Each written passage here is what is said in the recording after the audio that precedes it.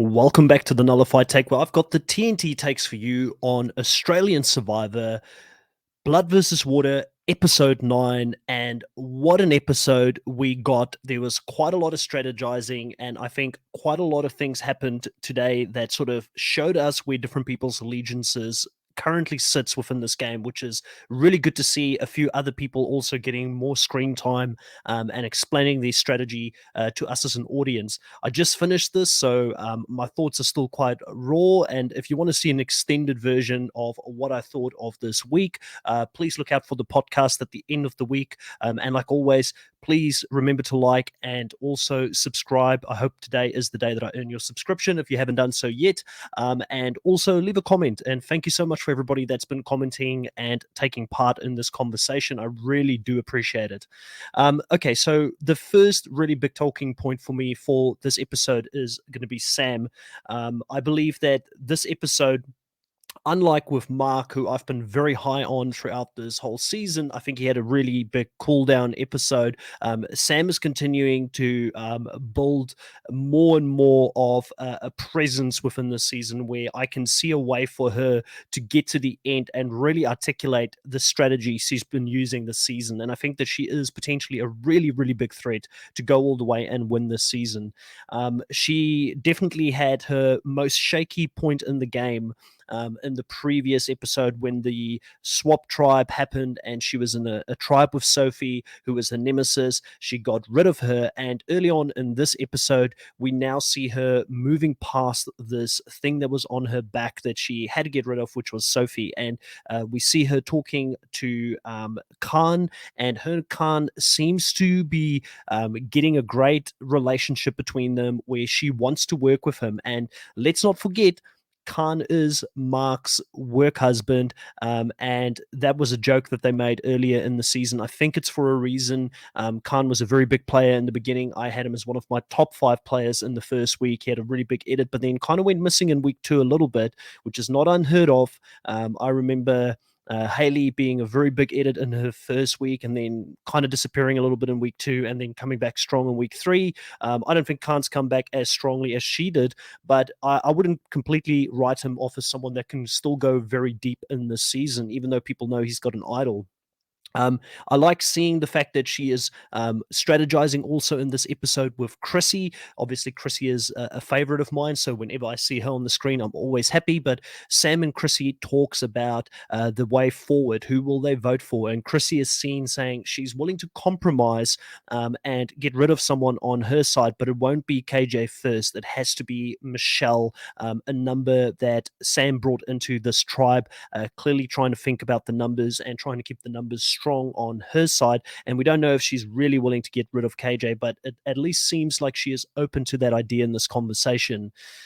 For me, it's quite interesting because when you look at Sam's train of thought this episode, she's saying, I don't really have that close of a relationship with KJ. I was probably the biggest motivating factor behind the Sophie vote to get rid of Sophie. I don't know where I stand with her. I think that Sam is really probably trying to push and try and see if she can get KJ out of the game. And I wouldn't be surprised if she does nudge people in that direction maybe in the future. But while they have this conversation, she does mention that, maybe we should make Khan afraid and get him to play as idol because she is worried about Khan. She gets along with him really well, but a player of his caliber, a strategic person who wants to play a big game with an idol in their pocket, that's going to be a very big threat for someone like Sam down the line, even if she wants to work with him. So she's trying to think of a way to get rid of that idol. And I think if Khan plays his idol, he might actually become more valuable to somebody like Sophie, who wouldn't mind playing with him without that extra power of having an idol. The second talking point that I really wanted to get into here today is Croc. He's continuing to underperform in challenges, and it's something that I've noted right from the start of this season. He comes into the season as a former athlete.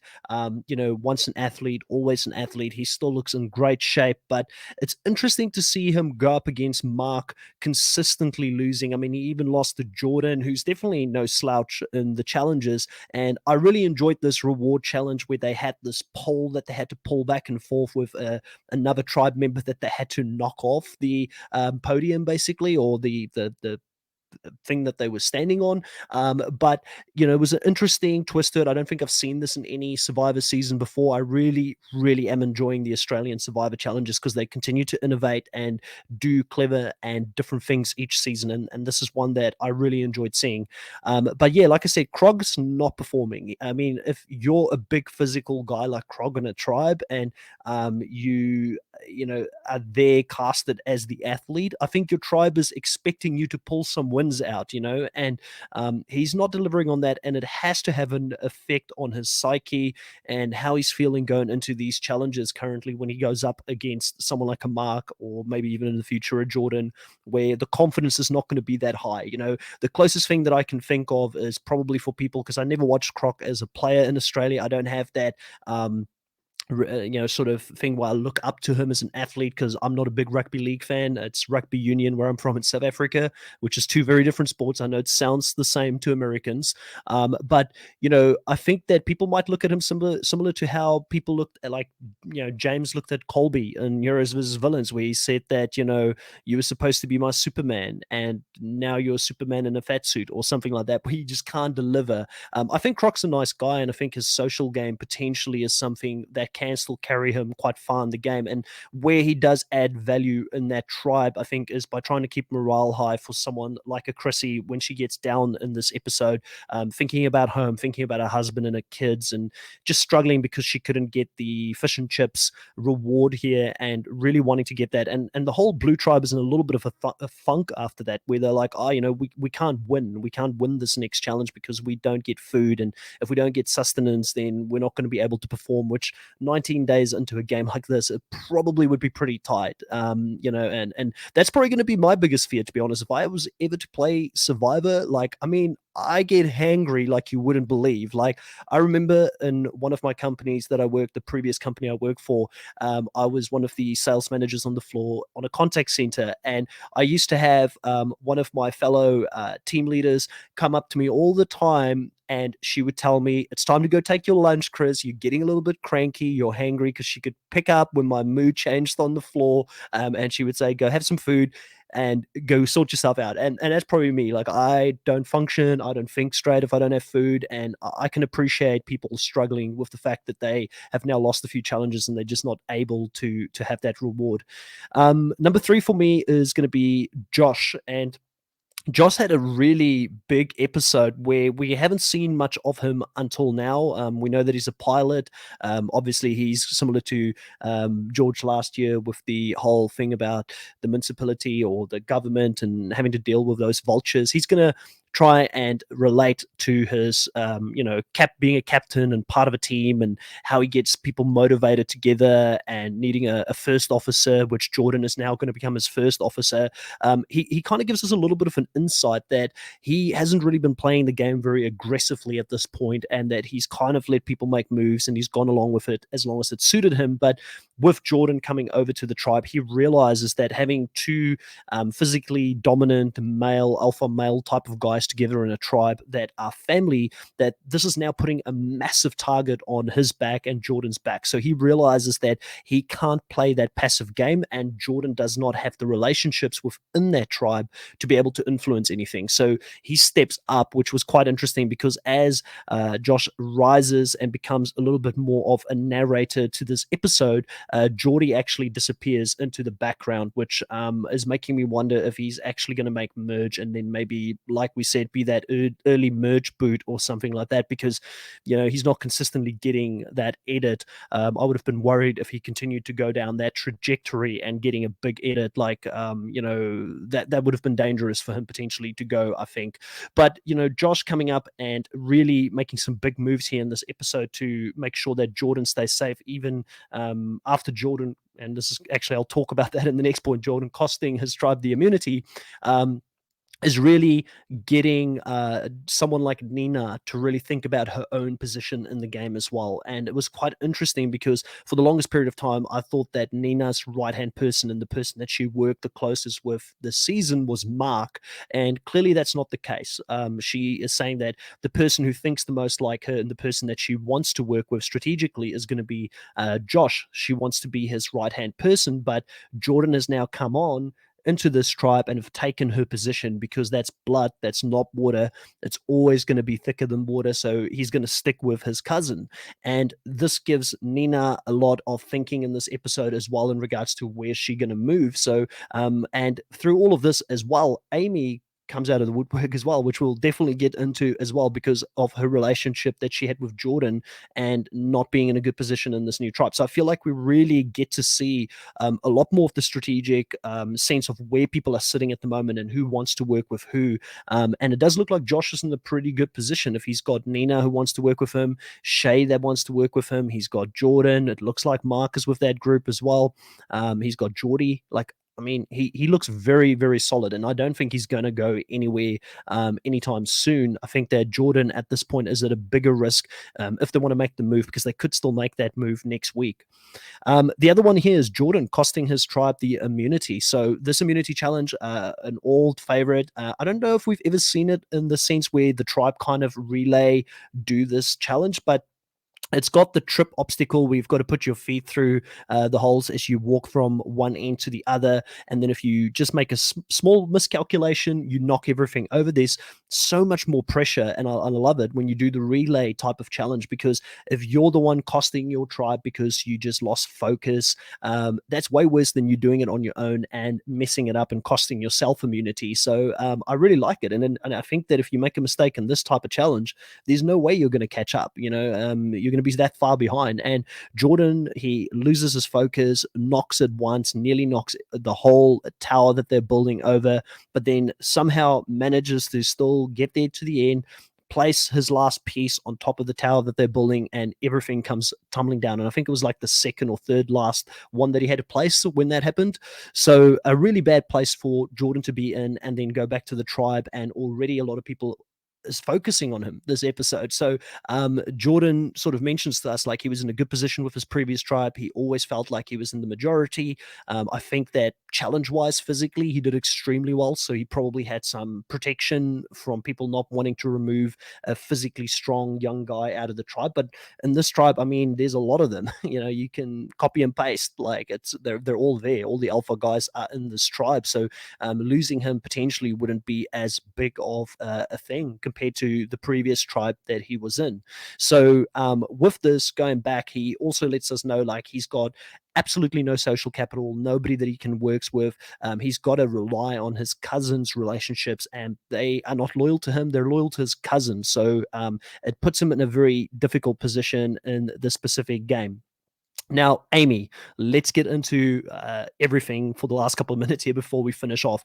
Amy absolutely overplayed her hand in this episode. And I kind of saw this coming a little bit earlier on when someone like Jordan went to Amy and gave her inside information in regards to playing her idol, and she immediately threw him under the bus.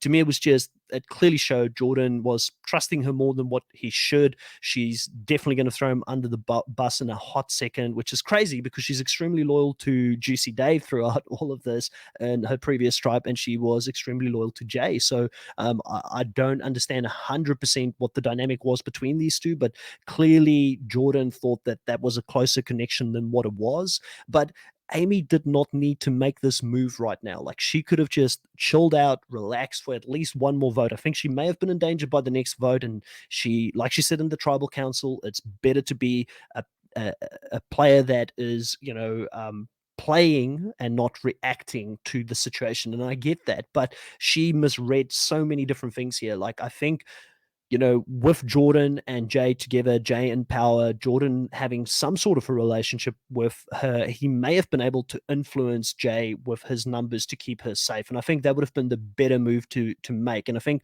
Nina understands that also when she looks at this options that are being given to her, she understands that, listen, I'm not the right-hand person of of Josh right now. But what I can do is stay with the numbers for now. I need to stick with the numbers, even if I'm his second, or she's probably thinking she's his second. I don't know if she actually is, but Amy should have definitely not made this move. Like she could have at least had Michelle go. That was an easy vote. They wanted to get rid of someone that isn't necessarily the physically the best person to have in the tribe. And for Josh, it made 100% sense. Like I know some people are going to say, why did he go for her. She had no like strength in the game, blah, blah, blah. But if she made the merge, she's the kind of player that goes all the way and wins it because no one will want to take her out. They're going to take out all the alpha guys. You've got to keep the strong guys together if you're a strong guy. That's the game you've got to play and go into the merge with other big physical threats. So I think it was the right call there.